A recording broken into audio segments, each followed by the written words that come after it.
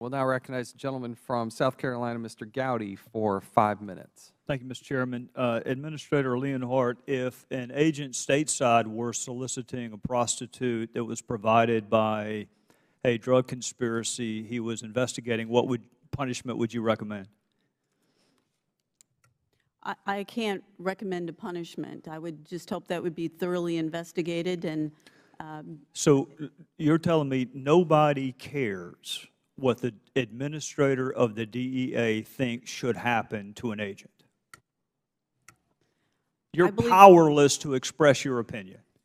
You have no First Amendment right when it comes to who works for your agency.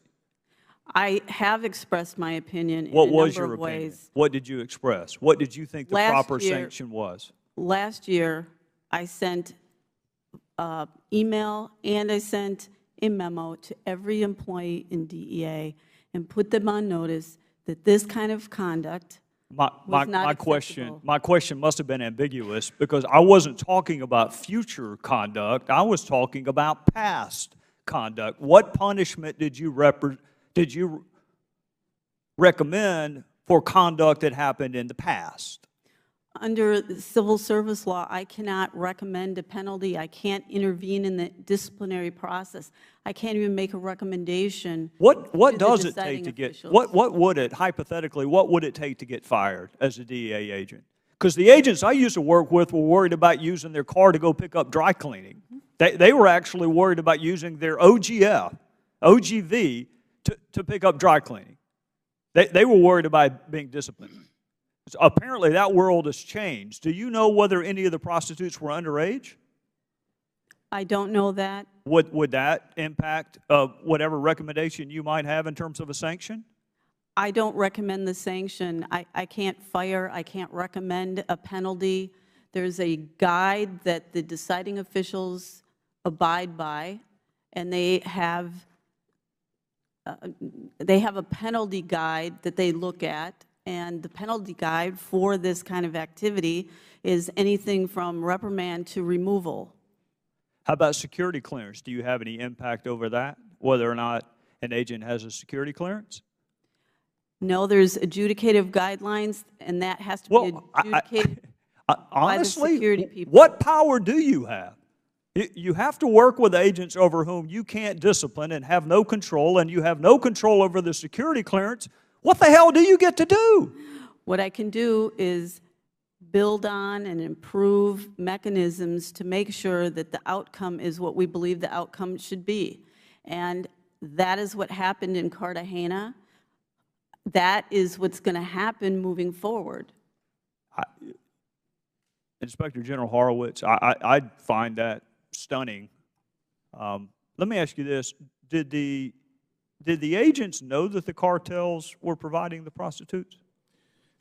What we found, Congressman, from looking in the file was that they should have known, given their trained law enforcement agents, and they were dealing with corrupt law enforcement, local law enforcement, that was providing them with the prostitutes as well as the various gifts. Were they supposed to be investigating these cartels? They were. So they are receiving prostitutes from cartels that they are supposed to be investigating. And she can't fire those agents. You agree with her? She can't fire them? I think as a matter of Title V, she can't directly intervene and fire them. I do think one of the concerns we outline in the report as to DEA and the other 3 agencies is how they adjudicate these cases. They undercharge them in some instances. And so at DEA, for example, sexual harassment, if you're charged with that, there's only one punishment: removal. But if you're charged with conduct unbecoming or poor judgment, which isn't even actually a category, then you've got a range of penalties. And so one of the issues, as you know as a former prosecutor, is how you charge the case. And that has a consequence. Well, Mr. Chairman, I don't know what would need to be done, but I, like my friend from South Carolina, find it stunning that you can solicit prostitutes. Administrator Leonhardt, do we know whether any of the prostitutes were underage? Do we know whether any of them were part of any human trafficking rings? Because the Bogota case happened a decade ago, there were no interviews of prostitutes. On the more recent one, the Cartagena one, it did not identify an age for the prostitute involved. Mr. Chairman, I would just find it impossible to explain to any reasonable-minded person how an agent cannot be disciplined for soliciting prostitutes from drug cartels that they were ostensibly investigating. I find that stunning. If the gentleman will yield, if somebody murdered somebody, could you fire him? If someone murdered someone, there would be criminal charges, and that's how they'd be fired. But if they were, could you take away their security clearance? The Office's security programs can review security clearances and take their clearances, just as they did with the 3 agents in the Cartagena incident. Gentleman from South Carolina. Gentleman, yield for just a second. I'm sorry, I heard you say that there's one thing you could actually fire somebody for, which is sexual harassment. So let me see if I get this correct, Mr. Horowitz, Mrs. Leonhardt. If I flirt with a coworker in the office and that constitutes sexual harassment, I can be fired, but I can take an underage hooker from a cartel I'm investigating and you can't fire me. Is that what we're talking about here? Actually, Congressman, if you charge the offense, removal is a possibility. If you charge something less, conduct unbecoming or poor judgment, you don't charge what actually occurred, that's when the ability to discipline is limited. And that's the concern we found, as you know, in our report. Thank you. Thank the gentleman, both from South. Thank you. Now recognize the gentleman from South Carolina, Mr. Gowdy, for 5 minutes. Thank you, Mr. Chairman. Director Clancy, do you believe Congress has a constitutional right to provide oversight over the Secret Service? Yes, sir. Do you believe that Chairman Chaffetz and Ranking Members Cummings are motivated solely by a desire to see what is best for the President and for the agency itself? Yes, sir. With those two thoughts in mind, does this committee have every single bit of video footage available from that evening? I'm sorry, sir. Does this committee have all available video footage from that evening? It does not, sir. Why not? Sir, we have provided that footage, video that we have to this committee. All of it? We have shown 2 clips. We have not shown all of it. No, that's not my question, Director. You just said that Congress has a constitutional responsibility to provide oversight.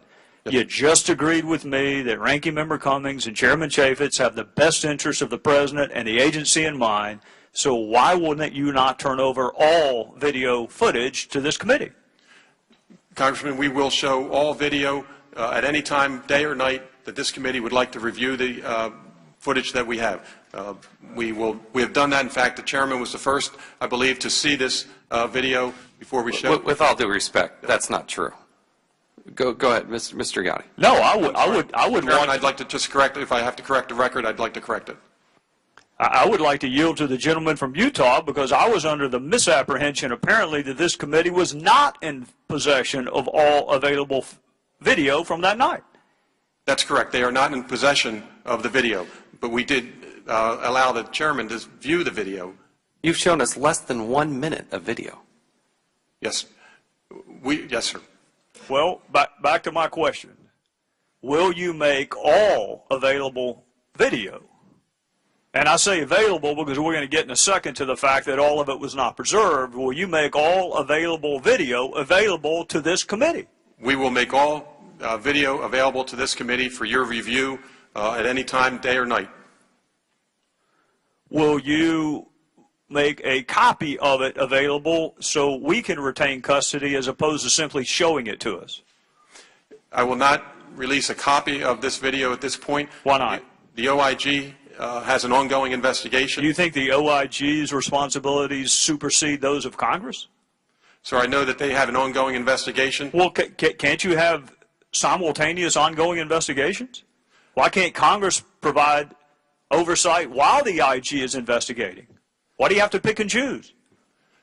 Sir, again, I think we have one initial investigation from the OIG, and we've given them the film to look at. But you understand the responsibility of the IG is very different from the responsibility of Congress. Congress determines funding, among other things. The IG does not. So those two are not exclusive. Why can't Congress investigate what's in its jurisdiction while the IG does what's in its jurisdiction? Congressman, I'm sure after the OIG's investigation... I don't want to wait till after, because then that makes me think that you believe that Congress's constitutional responsibility to provide oversight is subservient to the IG. And surely to the Lord you can't believe that. Sir, the ongoing investigation that the Secret Service has as well regarding the protective intelligence case, we have an individual who committed a crime, made a threat, and that investigation is also going on at this time within the Secret Service. And how will providing that video footage to Congress jeopardize that ongoing investigation? With precision, how will it? That video shows the actions of the individual who would be accused of a criminal act. I get that. My question is, how will providing that to Mr. Cummings and Mr. Chaffetz jeopardize an ongoing investigation? Well, again, with specificity. I am happy to show that video all day and be available at all hours of the day and night to show that video, but at this point we cannot release that video. All right, that's the video that is available. The video that is not available, will you agree with me that there are at least 2 potential crime scenes at play on the evening of March 4th? At least 2. There's an assault on an officer and there's a suspicious package. That's correct. All right, why would the video not be preserved as part of that ongoing investigation that you just cited as the reason you can't give the video to Congress? Why wouldn't you preserve it? The process, my understanding of the process is that the watch commander on site relays back the incident that he is the incident commander for, and he calls back to our Joint Operations Center and says, we do have an incident here, we have a suspicious package, preserve the video from this incident. Director, I'm out of time, but I want you to consider for just a moment the dueling narratives that you had just portrayed. Sir. Number one, we're not going to give the video that does exist to Congress because its investigation is subservient to the IG investigation. That's narrative number one. And narrative number two is you're not even going to preserve video that could be used in an investigation of 2 potential crimes. Did I hear that right? Well, we did preserve the video, the footage from the incident as those in the Joint Operations Center viewed it. Well, right, but are you familiar with... The gentleman's time has expired. Well, some of my time was taken by the chairman, but that is the chairman's prerogative, and I would, of course, not ask for any more. And the chairman obviously made the right ruling, so... I yield back. Good decision. Chairman. That is perfect. Please restart the clock. Thank you. That was recognized. Some may disagree with that. I want to thank the gentleman from North Carolina for giving me his microphone. Mr. Jarvis, in October of 2011, Occupy protesters descended upon McPherson Square, and they decided to stay. Despite the clear language of the law, these protesters camped at McPherson Square with the definition of camping being sleeping or preparing to sleep for 100 days. They camped in violation of the law, and you did not make a single solitary arrest for camping. So Congress decided to have a hearing and ask you why you were not enforcing the law. And you told us, Mr. Jarvis, that you had a great deal of discretion in how and when to enforce the law. You told us that you were, after 100 days of not enforcing the plain language of the statute, working with protesters to, quote, gain compliance, whatever the hell that means, with the law, and what you called, quote, a measured and reasoned approach. By the way, Mr. Jarvis, those were your words, not mine. So the law says no camping, But the protesters camped anyway, and you didn't do anything in terms of arrest or citations for over 100 days. So, Mr. Jarvis, I want you to fast forward 2 years. Parks are closing, access to monuments is restricted, even access for those who helped build the monument in the first place. You didn't wait 100 days to enforce the law, Mr. Jarvis, with veterans who wanted to see their monument. You didn't work to gain compliance. Veterans weren't greeted with a measured and reasoned response, Mr. Jarvis. They were greeted with barricades on the very first day. Furthermore, they could not exercise their First Amendment rights to walk to a monument that they helped build, but yet some of our colleagues were allowed to exercise their First Amendment right to protest whatever it was they were protesting on the National Mall. So I'm going to read something to you, Mr. Jarvis, and I want you to ask me if you recognize who said this. Because of the lapse in funding, you are having to deliver difficult news to our visitors and partners. The functions we must perform under a shutdown are not the reasons any of us join the National Park Service, but they are the duties we are required to perform by law and regulation. Do you know who said that, Mr. Jarvis? I believe I said that. You're right, you did. So can you tell me why you would not enforce the law at McPherson Square, but yet you greeted veterans with barricades on the very first day? What regulation can you cite to me that required you by law to erect barricades? The contingency plan that was approved on September 27th for the National Park System is in compliance with the Anti-Deficiency Act. I'm looking for a statute, Mr. Jarvis. I am looking for a citation to the Code of Federal Regulation or the U.S. Code for why you erected barricades. We've established you did not enforce the law for 100 days for protesters. Agreed? You agree with me? You did not issue a single citation for camping, right? I believe that is correct. Either it is or it isn't. Is it? Not one single citation for camping. I do not remember exactly. Well, your previous testimony was that you had not issued a single citation for camping despite 100 days of noncompliance. That was 2 years ago. Okay, well, I can cite you the regulation that you did not follow 2 years ago. Can you cite me the regulation that required you to erect barricades to prevent veterans from accessing a monument that they built? I can cite the Anti-Deficiency Act. Can you cite a regulation that required you to erect barricades? Mr. Jarvis, that is not a complex question. The Anti-Deficiency Act requires that I reduce all employees down to only those that are necessary for life and property. That required the closure of all 401 national parks. Mr. Jarvis, why did you fail to enforce the plain language of a statute for 100 days for protesters? And yet, on the very first day, you denied access to a monument that veterans helped build. On the very first day of the closure, I implemented a closure order for all 401 national parks in compliance with the Anti-Deficiency Act. And immediately that day, also included as a part of that order, that First Amendment activities would be permitted on the National Mall. Do you consider it First Amendment activity to walk to a monument that you helped build? Or is it only just smoking pot at McPherson Square? The First Amendment activities, we are content neutral on First Amendment on the National Mall. That wasn't my question. Do you consider it to be an exercise of your First Amendment right to a walk to a monument that you helped build? If an individual declares they are there for their exercise their First Amendment activities, who were they to declare it to? The gentleman's time has expired. Could I ask the final question? Who were they to declare it to? To a barricade? On the site. On the National Mall, any group under 25 does not need a permit to exercise their First Amendment. And we set up the policy to allow our veterans in, including all of the honor flights under First Amendment. Get this question.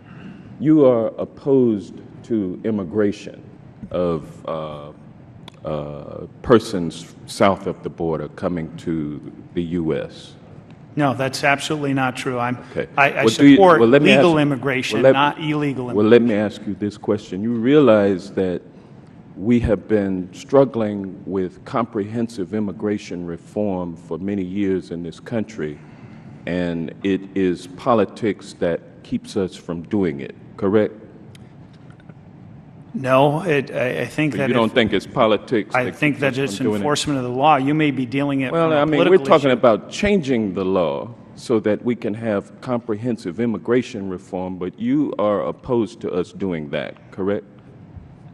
The process, and I'll Are you share opposed to us considering comprehensive in the order that immigration you're reform? doing it, yes. Okay, That the because you border needs prefer to be that there secured needs to be first, border- and then you can address that issue after. Okay, all right. And that's a Republican position, Republican Party position, and you're a Republican, and I understand that.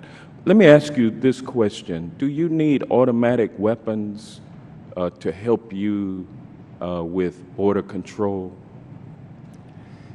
We have in Arizona, through the chair, If you could say yes or no, and then you could explain. semi-automatic weapons. Do you need automatic weapons? We don't have to have automatic weapons, no. Do you need mine-resistant, ambush-protected vehicles to help you patrol the border? Not for the border, but for our SWAT team, yes. Thank you. Do you need silencers in order to help you patrol the border? For our SWAT team, that's a tactical move, but it's not necessarily targeted. Why does for your SWAT smuggling. team need mine-resistant, ambush-protected vehicles? Because, sir, through the chair, our county doesn't have the money to buy a SWAT vehicle. Why do you need it in order to enforce border security? Why do you need a mine-resistant, ambush-protected vehicle? And this is so where. Thank you. And do you need? No, sir. Sheriff, you may answer the question. You cannot ask a question and then not allow the witness to answer it. Mr. Sheriff, Chairman, you I may wanted a answer. yes or no answer. He answered the question, and I'm ready to move on. Sheriff, have you Now, answered the if someone- question as completely as you would like to? Mr. Chairman, I'm The ready gentleman to is move not on. recognized. Sheriff, have you answered the question as completely as you And would this like is to? where us in Mr. law Chairman, enforcement. regular order, please. Regular order. In law enforcement, we have Point of 420,000 residents of my county, and we are the SWAT team. for Point of all information, 13 Mr. law Chairman. enforcement agencies, and for high-risk warrants, barricade Chairman. situations, almost never have we used Chairman. an armored vehicle for anything to Point do of order. with illegal immigration, Mr. Chairman. Point of order, Mr. Thank you, Chairman. Sheriff. The gentleman is out of time. If you have another question, we'll I have a point of order that I'd like to state your raise. point of order. Is it within the rules of this committee that the chairman can interrupt a legislator asking a question of a witness? If that take legislator that is not legislator's allowing a time? witness to answer a question, you daggum right he can. Yes, Well, sir. The I gentleman take- is out of I time. take exception to the chairman's The chair will now abuse recognize of the gentleman authority from Iowa, as Mr. King. chair. Thank you, Mr. Chairman.